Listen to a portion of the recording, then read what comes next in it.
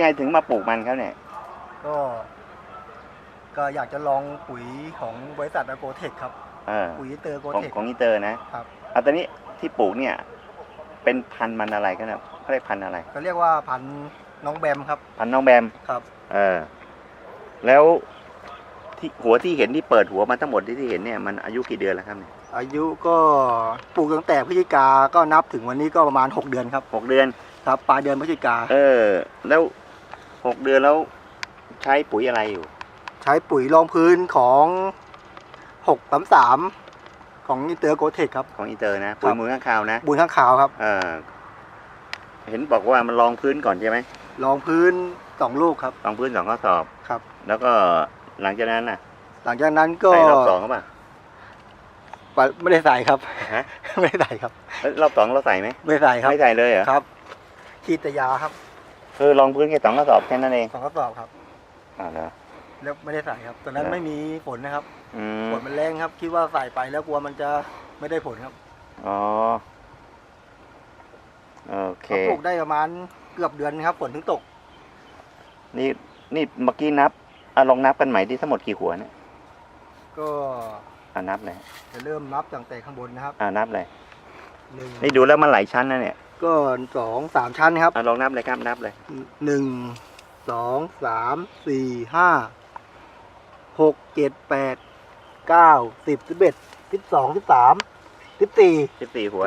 14หัวครับอันนี้ดูแล้วมันยาวเป็นแขนเลยน่ะยาวก็ประมาณ6-70 เซนไหมผมว่าที่เห็นเนี่ยมันก็เกิน10 ตันต่อไร่แล้วนั่นเนี่ยประมาณ60 เซนครับหัวที่ยาวครับเราที่เห็นมันก็เกิน10น่าจะกว่า10 ตันต่อไร่แล้วมันก็ถือว่าประสบความสำเร็จในระดับหนึ่งนะเดี๋ยวเราคงจะต้องมาดูอีกทีเมื่อมันครบขวบดูที่ว่ามันจะใหญ่กว่าเดิมแค่ไหนอันนี้เพิ่งจะประมาณ6 เดือนตอนนี้เพิ่งเจอฝนใหญ่ได้เมื่อสัก2 วันนี่ครับตอนแรกก็เกือบเดือนนะครับนึกว่ามันจะตายมันไม่ตายครับแล้วรู้สึกประทับใจไหมดีใจไหมที่ปลูกมันไม่ใช่มืออาชีพพอเรามาปลูกปั๊บประสบผลสำเร็จก็คือเนี่ยมัน6 เดือนถ้าขุดตอนนี้ผมว่ามันแตะ10 ตันหรืออาจจะกว่า10 ตันต่อไร่ก็รู้สึกยังไงครับรู้สึกดีใจครับที่ว่าทำแล้วไม่ให้เขาดูถูกได้ไม่ดูถูกได้ เห็นว่าโครงการนี้มันเป็นโครงการของท่านผู้กำกับด้วยใช่ไหมที่ว่าถ้าเห็นผลดีแล้วทำลำลอกไม้ก่อนถ้าเห็นผลดีแล้วเนี่ยก็จะให้ตำรวจนะระดับล่างนะตั้งแต่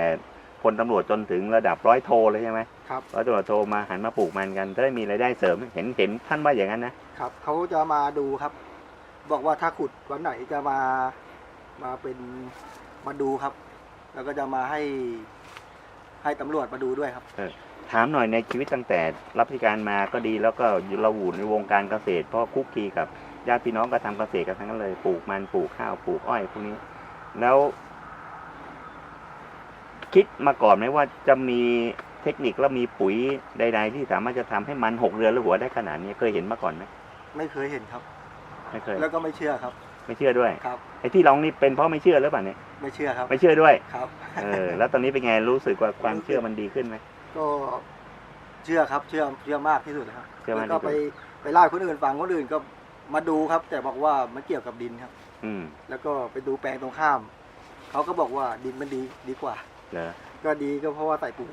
แล้วเดิมทีดินตรงนี้เขาทำอะไรกันอยู่ดินนี้เขาปลูกต้นมะม่วงครับแล้วไม่ค่อยได้ผลครับไม่ค่อยได้ผลเขาก็เลยจ้างผมมาลื้อ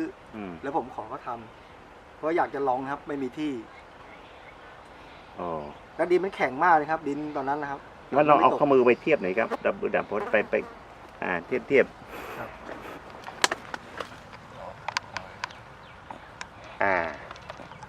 ก็ถือว่าใหญ่กว่าข้อมือนะใหญ่ระดับแขนของหัวนั้นใหญ่มากเลยครับก็ใหญ่แต่ถ้าเกิดต้นต่อไปจะใหญ่กว่านี้ครับต้นผมใหญ่กว่านี้อีกใหญ่ครับวันนี้ยังไม่ใหญ่เหรออันนี้ยังไม่ใหญ่ครับอันนี้มันเหมือนว่าดินไม่แข็งครับไปเจอดินแข็งงั้นเดี๋ยวเราลองไปอีกสักหัวนึงไหมครับลองได้ครับไปดูข้างในสักหัวนึงนี่ก็เป็นอีกหัวนึงเมื่อกี้เราถ่ายทำเก็บภาพไปแล้ว1 ต้นอันนี้ก็เหมือนกันเลยอยู่แปลงเดียวกันใช่ไหมครับอันนี้แปลงเดียวกันอันนี้ท้ายครับอันนี้อยู่ท้ายแปลงครับก็เป็นอีกต้นหนึ่งเราอยากดูที่ว่าถ้าหากว่าในเมื่อกี้นับต้นนู้นมันมี14 หัวแต่หัวเล็กกว่านี้ตอนนี้หัวใหญ่กว่า ขนาดใหญ่กว่านี้ขนาดน่องเลยเนี่ยมาเทียบกับขวดน้ำแล้วมันใหญ่เท่าขวดน้ำเลย แต่ว่าเมื่อหัวใหญ่จำนวนหัวมันก็น้อยลงเดี๋ยวลองนับสิครับดาบพจน์ทั้งหมดมีกี่หัว ครับผม1 2 3 4 5 6 7 8 9 10 หัวครับ ทั้งหมด10 หัวนะ 10 หัวครับ นี่ต้นนี้10 หัวแต่ว่าหัวใหญ่ทั้งนั้นเลยขนาดใหญ่มากใหญ่กว่าขวดน้ำใหญ่เท่าพอกับขวดน้ำ ครับ มีความรู้สึกยังไงครับดาบพจน์ที่ว่าปลูกมันเทคนิคใหม่ๆ เทคนิคทำเราปลูกกันเนี่ยเทคนิคคือต้องการ20 ตันต่อไร่ ครับ แต่เราใส่ปุ๋ยรองพื้นไปแค่2 กระสอบเอง ครับ รอบ2ก็ไม่ได้ใส่เพราะมันติดแรงซะก่อนพอฝนไม่มาก็ไม่ได้ใส่ปุ๋ย ครับ เพราะฉะนั้นถ้ากับว่าเราใส่ปุ๋ยหนเดียว ครั้งเดียวครับ ครั้งเดียวเอง ครับ รองพื้น2 กระสอบต่อไร่ ครับ นอกจากนั้นก็เอาฮอร์โมนมาช่วยฉีดหน่อย ครับ เป็น K1 ใช่ไหม K1 มาฉีด K1 ครับ อ่า อยากให้พี่ๆครับที่มีไร่ครับทำแล้วก็จะได้ไปปลดหนี้ปลดสินได้ แทนที่จะเป็นหนี้สินกับการเป็นปลดหนี้ปลดสิน ครับ แต่กันบอกเบอร์โทรเลยครับดาบพจน์เบอร์โทรอะไรครับ ติดต่อผมโดยตรงได้เลยนะครับ ทุกเวลาครับ ยินดีที่จะให้เทคนิคให้ข้อมูลทั้งหมด ยินดีครับ แต่ก็ถ้าเกิดว่าติดต่อมาก็ติดต่อเบอร์มือถือได้เลยนะครับ เบอร์อะไรครับ เบอร์099 419ครับ9987 ซ้ำอีกครั้งครับ ครับก็เบอร์มือถือนะครับ099 419 9987ครับยินดีให้คำปรึกษาครับ ยินดีนะครับ ผม ขอบคุณมากครับดาบพจน์ขอบคุณครับสวัสดีครับ สวัสดีครับ